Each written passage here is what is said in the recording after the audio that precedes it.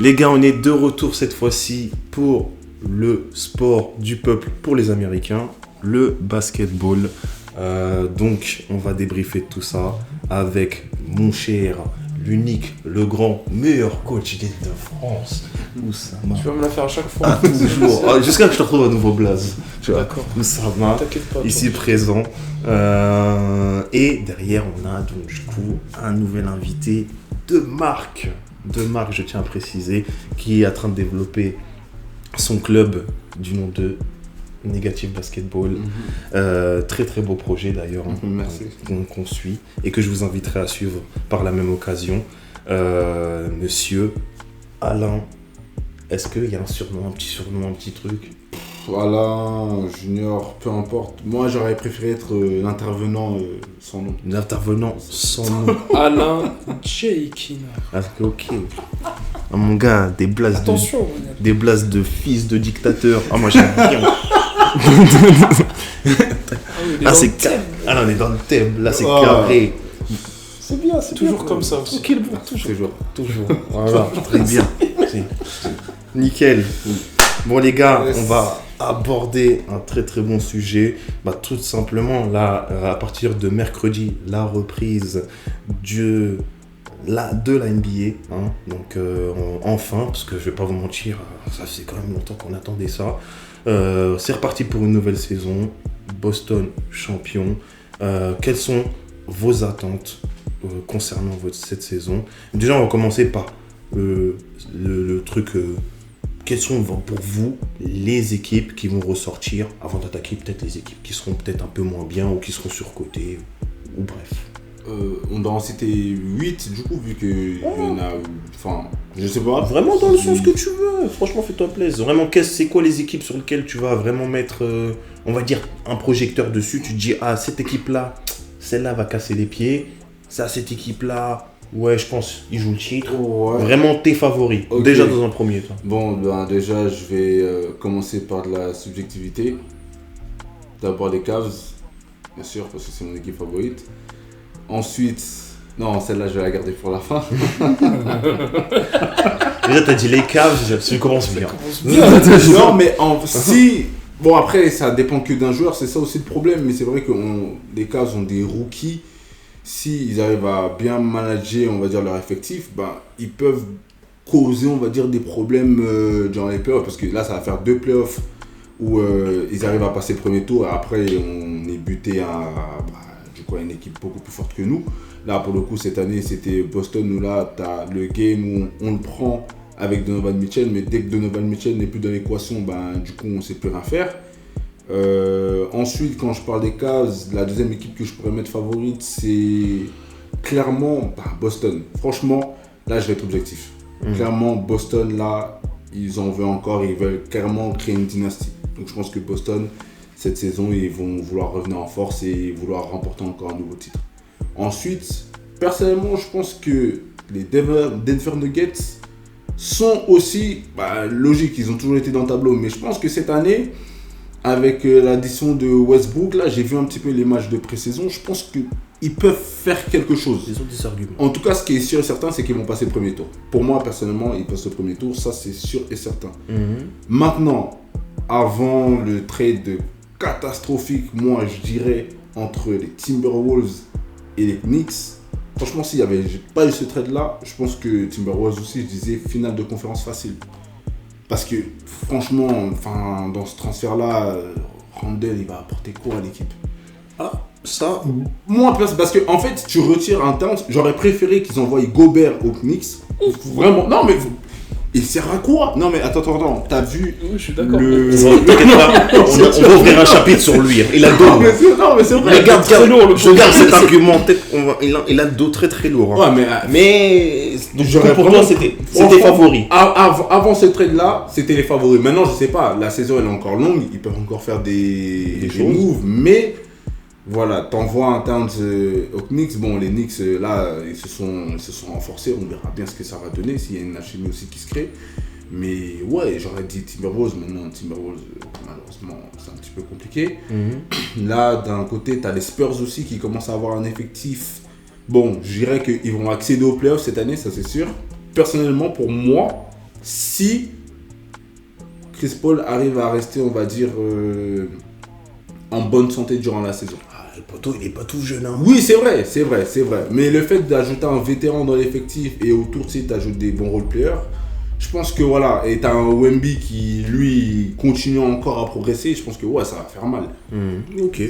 Donc voilà, bon, c'est un vétéran qui n'a pas remporté de titre, mais il a cette expérience-là des playoffs. C'est entendable. En vrai, c'est entendable. T'as ça. Franchement, une autre équipe. Et bien, bon, je vais terminer pour pas maintenir la parole, bien sûr, et bien évidemment, les grands Dallas Mavericks. J'espère que cette saison, Lucas remportera le MVP, enfin. Et j'espère, cette saison va se solder par un titre, enfin, pour le GOAT des GOATs, Monsieur Kyrie Irving. Voilà, il faut qu'il remporte un titre, obligé.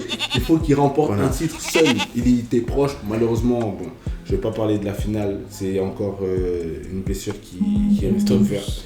Mais voilà, franchement, pour moi, ça, ce sont mes favoris. Là. Voilà, c'est un bon avis, c'est entendable. Je suis à ton avis là-dessus. Oussama, quels sont pour l'instant, donc du coup, les équipes sur lesquelles tu vas jeter un coup d'œil, quels sont tes favoris et quelles seraient les bonnes surprises pour toi dans un premier temps? Moi, je pense que ça va finir en finale NBA Boston-Denver. Je pense que Boston a pris un sale coup contre les Timberwolves parce que ça faisait longtemps qu'ils n'étaient pas allés en playoff.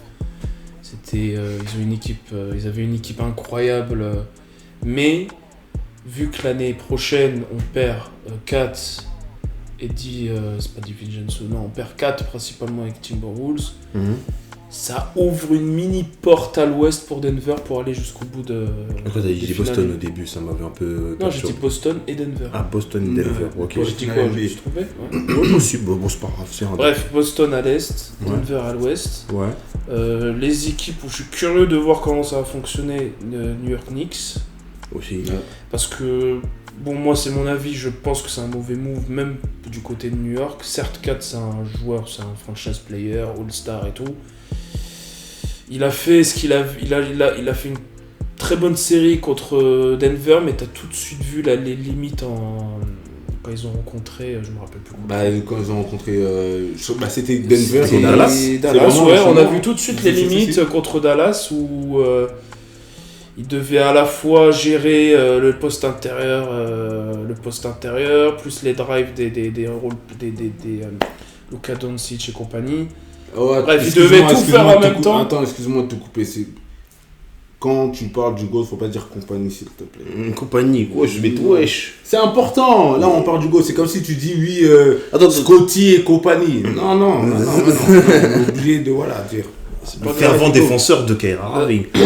Est-ce que cela... Excuse-moi de t'avoir coupé, Senpai. La saison sera longue, moi je te le dis. Ok, C'est en avril les playoffs. Les playoffs, ouais, c'est en avril. On se voit en avril. Parce que franchement, tu parles de Dallas, hein, ça tombe très très bien. Klay Thompson, à qui on annonçait recrue phare, top 3, Big 3 et tout. Voilà. Si même Bronny qui fait entre guillemets une meilleure pré-saison que lui, j'ai vraiment du mal. Hein.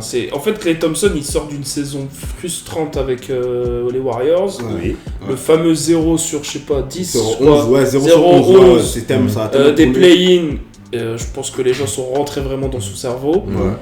Il montre beaucoup de signes de fatigue mentale, à mon sens. Surtout en fait, il a tellement lutté pour revenir en NBA que là, il est en train de payer le prix maintenant. Ah, vraiment hein. Donc, il va apporter son petit truc sur le shoot extérieur, mais s'il n'arrive pas à régler son problème mental là, tout de suite, là, dans le début de saison, au cours de la saison au moins, il va pas apporter un truc en plus au Dallas. Hein. C'est pas grave. Donc, du coup, Dallas a une bonne équipe, mais je pense que je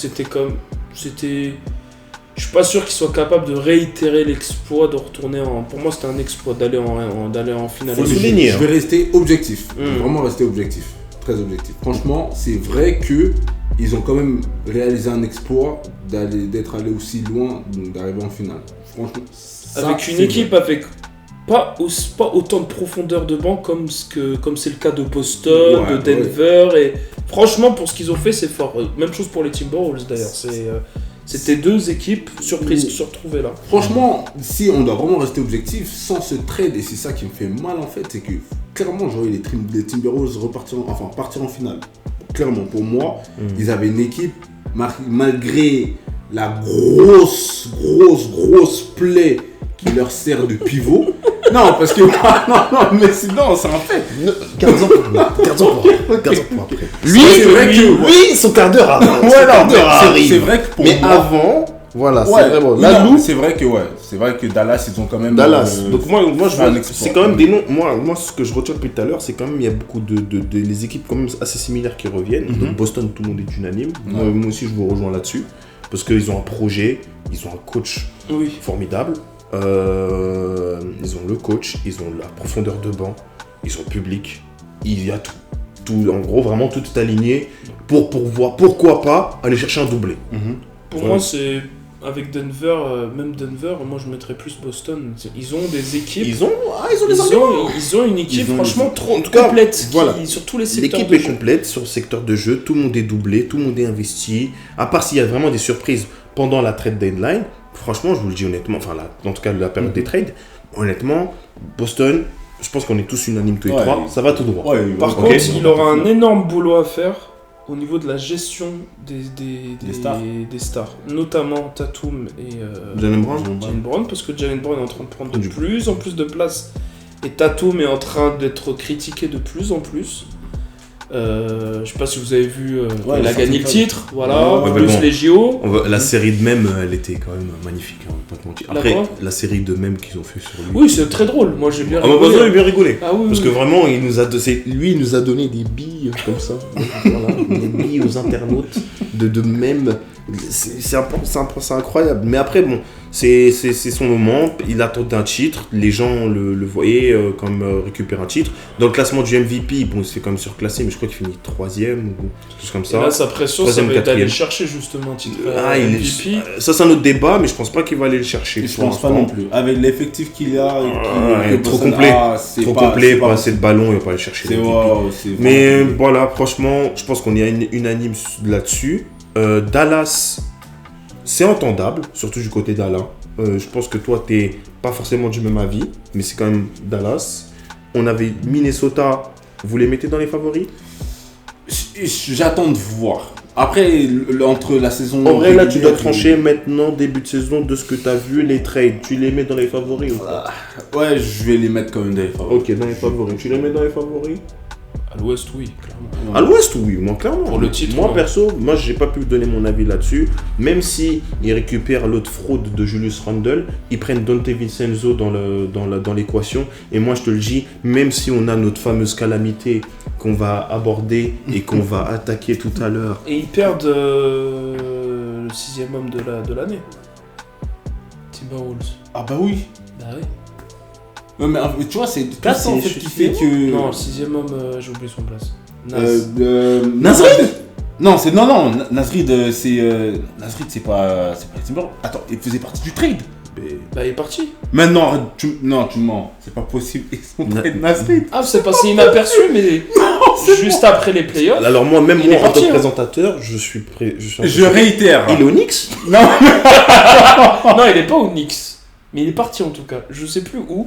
Mais de c'est mémoire, pas possible. Non, on va regarder on a tout de besoin suite. de l'avoir. On a Mais-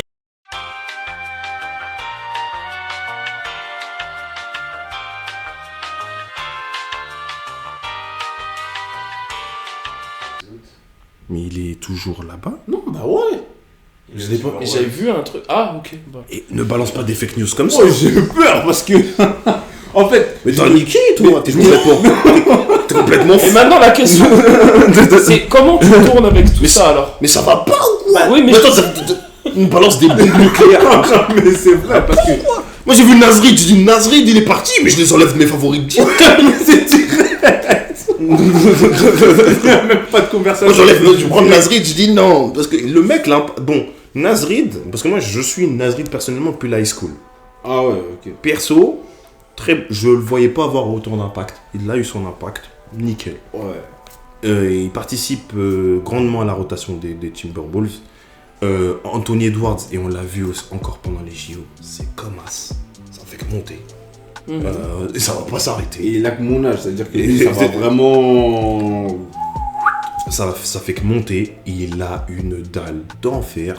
On le voit, je sais pas si vous avez l'occasion de regarder Starting Five, ce qui montre un peu les coulisses. Le mec, il a la mentalité, il a la personnalité pour diriger cette équipe et les amener, donc moi quasi sûr en play-off.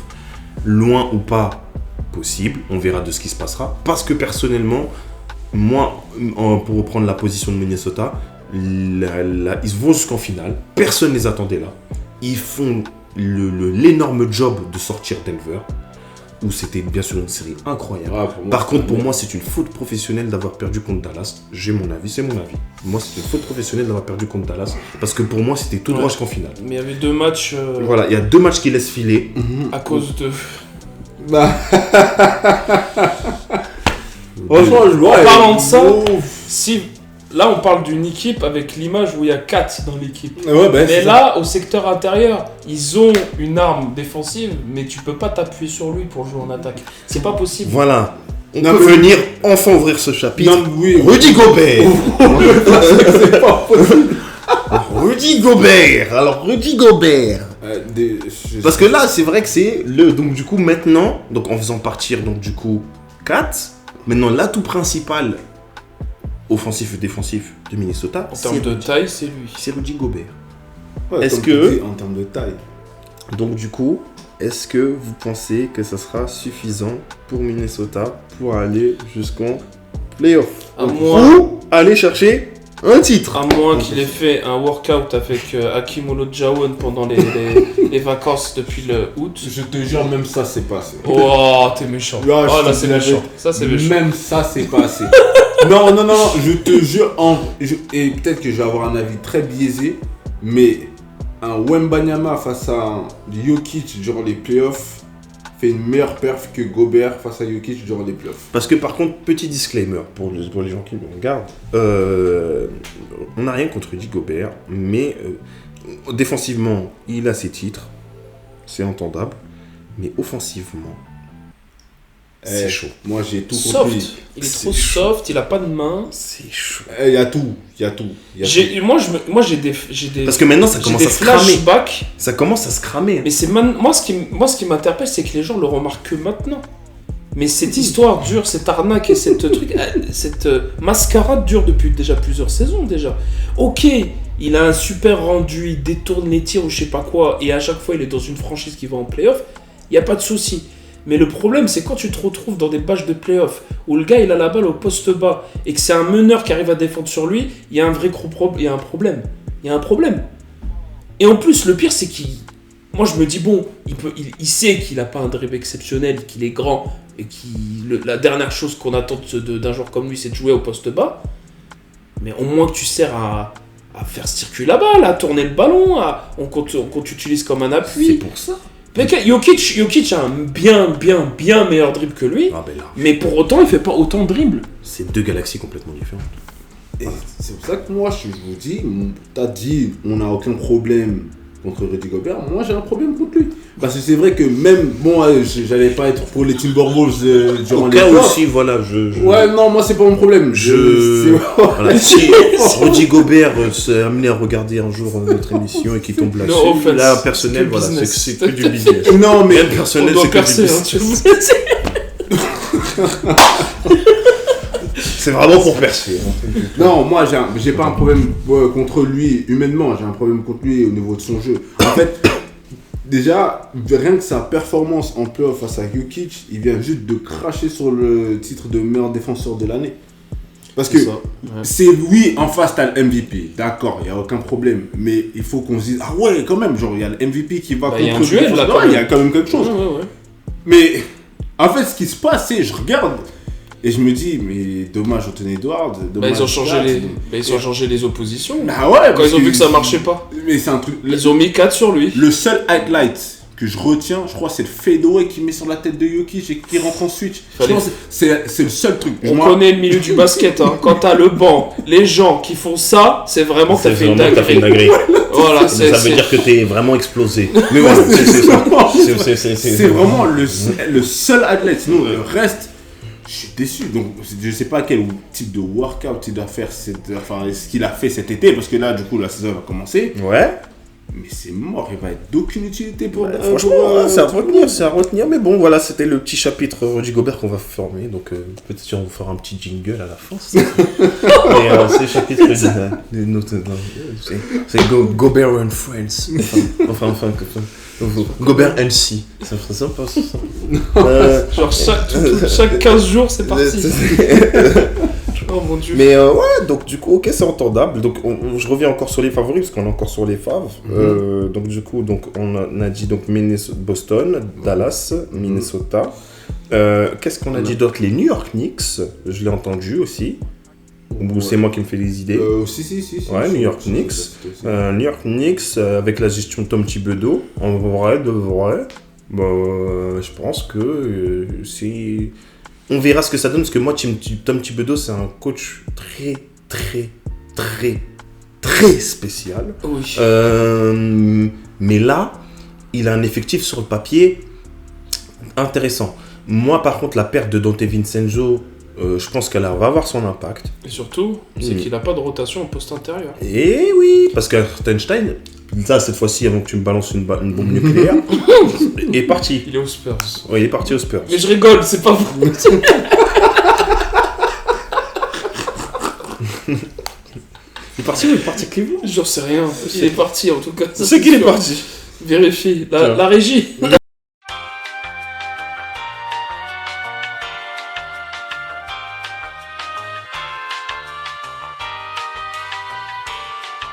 Il a OK ici. Oh, ah, mais on les oublie ceux-là. Oh là là, OK ici. Oh, mais les autres, ils ont pas. Enfin, si. Franchement, déjà, moi je pense, ils vont revenir avec le couteau entre les dents. Ils vont pas, je pense, finir premier à l'Ouest comme l'année dernière, je pense pas. Mais je pense que Shai, parce que Shai, il faut qu'à un moment donné, on se pose 2 minutes et franchement, qu'on salue la performance. À titre personnel, c'est une petite anecdote personnelle, avec Oussama, on a pu le voir en vrai. Okay. C'est chaud. C'est chaud, vraiment comment il est fort. En fait, lui, c'est un jeu d'isolation où en 1 contre 1, il est presque ingardable. Il est très intelligent, il a un sacré mi-distance. Et en plus de ça, c'est soit faute, soit panier. Ou soit les deux. Donc là, on a un mec qui, pour beaucoup de gens, mériterait le MVP, qui ne l'a pas eu. Et c'est discutable, hein. C'est vraiment discutable. Pour moi, dire que Jokic a eu cette année le MVP à l'unanimité, c'est beaucoup plus que discutable. Parce qu'on a un mec qui est jeune, qui a été presque meilleur score d'NBA, et en plus de ça, fait finir son équipe premier à l'Ouest. Ouais, c'est vrai qu'à l'Ouest, c'est vrai que c'est la conférence. C'est la conférence dominante, hein, parce que l'Est, ça va se casser la gueule. Hein, on est en train de qu'on se le dise. Mais voilà, donc on a ce mec-là remplit tous ces arguments qui sont vraiment plus qui sont des poids qui jouent en ta balance pour jouer un titre de MVP. Il ne finit pas MVP. Moi, je vous le dis. Et vu la mentalité du bonhomme, je pense qu'il est là pour assassiner cette année. Et là, il va venir, il va faire sacré dégâts. Et c'est vrai qu'on a oublié OKC. Et moi, à titre personnel, OKC, je le mettrais dedans. Ouais, c'est un bon choix quand même, Hartenstein, parce que Hartenstein, bon, il est venu, il a remplacé Rundle pendant les playoffs quand c'était l'infirmerie à New York. Et franchement, il a fait du bon boulot. Hein. Oh oui. Mais le problème, du coup, New York perd un joueur, comme lui. Le deuxième qui est censé suppléer, comment il s'appelle, Kat, est blessé jusqu'au mois de décembre, Robinson. Ok. Du coup, au secteur intérieur, il n'y a plus personne. On verra bien. Ça va être intéressant à suivre. Moi, perso, on verra. Pour moi, une équipe qui veut jouer, ou au moins se rapprocher des finales de la NBA, ne peut pas aligner un effectif comme ça. C'est un projet... c'est un projet discutable. Ils font partie quand même dans l'équation. Playoff, c'est tout. C'est un projet playoff. Ouais. Pour le New York, je suis quand même assez d'accord. Voilà, ils ont quand même galéré contre les Pacers. Contre les Pacers. Ouais, les Pacers. Ils sont sortis contre les Pacers. Ils sont sortis. Ils sont sortis contre les Pacers. Ils ont fait une très belle série contre Phila. C'était une très belle série. contre Mais c'est un basket. Mais c'est un basket bizarre. Ouais, c'est un basket mâchouillé en fait. peu, ouais. C'est des Philadelphie. Même Indiana, c'était bizarre. Très énergique, très énergique. Et c'est pour ça, justement, je pense que. Trash talk. Et c'est pour ça que je pense qu'ils sont blessés. Par contre, voilà, moi j'aime bien New York, c'est une franchise que j'aime beaucoup. Vraiment, si de mon vivant, j'aimerais bien voir un titre à New York, histoire de voir l'explosion des supporters new-yorkais, qui sont peut-être les plus ouf, mais qui font partie des plus ouf du monde. Vraiment. Les plus drôles. Et les plus drôles surtout. Voilà, des New York, je dirais playoff, mais pas dans les favoris, je pense. Mais voilà, je pense qu'en vrai, je mets pas du tout les Lakers dedans. On a complètement oublié le chapitre Lakers, mais je les mets vraiment pas dedans. Même si on est sur les dernières années de LeBron, est-ce que LeBron, vous pensez petite parenthèse, LeBron, vous pensez qu'il va finir aux Lakers? Est-ce que vous le voyez partir autre part pour un dernier run, je sais pas, à Cleveland? Il arrêtera là. Vous pensez qu'il a arrêté là ça Il va faire ses 2 ans avec son fils. Et il va dire bon, bah. Et au début de la 2e saison, il va dire bah, c'est ma dernière année. Parce que moi, je vois très clair dans l'objectif de LeBron, c'est aller chercher un titre avec son fils. Pour bien marquer l'histoire. Pour bien marquer l'histoire. Ça, c'est clair et net, c'est son game plan. Mais sauf que là, en vrai, de ce qu'on voit avec les Lakers, perso, je les vois vraiment pas du tout aller chercher. Ils vont aller peut-être en play-in, mais c'est tout quoi. Ça, vous dites. C'est jusqu'à la 10e place quand même les play-in. Ouais, il y a quand même quelque chose à Il gratter. y a des Penzards qui se retrouvent en play-in. Ils vont accrocher les play-in, mais voilà. Donc du coup... Oh là là, il y a des équipes, tu te dis mais pourquoi tu fais des play-in? Non, laisse les gens qui sont 8e aller en play-off. On n'en parle plus. Attends, mais les play-in, elles ont pas été intégrées en NBA lorsque LeBron et les Lakers commençaient à avoir un petit peu du mal à atteindre le top 8. Bon, c'est possible. Parce que machination du GOAT, il a lancé un sujet. Non, mais c'est vrai parce que je réfléchis, je me dis, mais attends, mais en fait, ce truc. Non, c'était genre la bulle. Commissionnaire de. Non, c'est vrai, c'était LeBron aurait collaboré avec P. Diddy. Non, c'est bon. Waouh! Là n'est pas le sujet. On créera une autre émission politique. Voilà. Vous pourrez retrouver notre histoire sombre. Exactement. Donc le lancement bientôt. On va lancer dans Tapine politique bientôt. Non, je pense que le ok, c'est sympa. Et donc du coup, pour peut-être clôturer ce beau chapitre NBA, vos flops, déceptions, faites parler votre imagination. Je vais laisser les grilles originelles commencer. Le quoi? Les grilles originelles. Aigris originelles? Ouais, bah oui. De quoi? T'inquiète. Mais pour en quel honneur? Les flops, à part le trade, l'attente que j'ai aussi du premier draft pick, Zachary, avec les Hawks. J'espère que les Hawks, c'est vraiment une bonne organisation pour lui, pour qu'il puisse se développer. Parce que là, cette année, je pense à la draft, on a combien? On a 4 Français draftés. Cocorico, du coup. Mais, je vais pas te mentir. Bon, pour éviter, et après pour éviter pour le chapitre France, Cocorico. Ouais. 5 Français draftés sur peut-être l'une des pires drafts de l'histoire. Je jette le mic. Voilà. Je drop le mic. 5 choses. Si vous avez remarqué, à chaque fois, bon, peut-être exception pour Sekou Doumbia qui était sur un draft exceptionnel. Sur ces dernières années, les drafts, le niveau il commence à baisser. On n'a pas eu de gros gênés depuis quelques temps. Ouais. Cette année, on a une gênée qui est pas bonne, qu'on se le dise. Les 2 premiers sont français, Rizaché, Alexandre. Ils sont très attendus. Je sais même pas si en vrai de vrai, pour l'histoire c'est bien, parce que Rizaché, toute sa vie ça le suivra, dans le sens où je suis un premier français drafté, top 1 de l'histoire de France. Ah mais non, deuxième. Oui, je suis bon. Ouais, deuxième. Bon, le deuxième en tout cas il a fini quand même top 1 d'une draft. Mais on lui rend même pas service. Parce que là, il a attendu au carrefour. Et moi, perso, jusqu'à maintenant, de ce que j'ai vu de son niveau de jeu... En fait, déjà, il atterrit dans des franchises qui vont, pour moi, tanker. Atlanta, pour Rizaché, Washington, pour Alexandre Sarr. Alexandre Le Sarr, seul qui s'en sort bien, excuse-moi. Vas-y. en fait, Alexandre Sarr, le problème, c'est que c'est un l'avantage, c'est que c'est un intérieur, mais il manque trop de bases.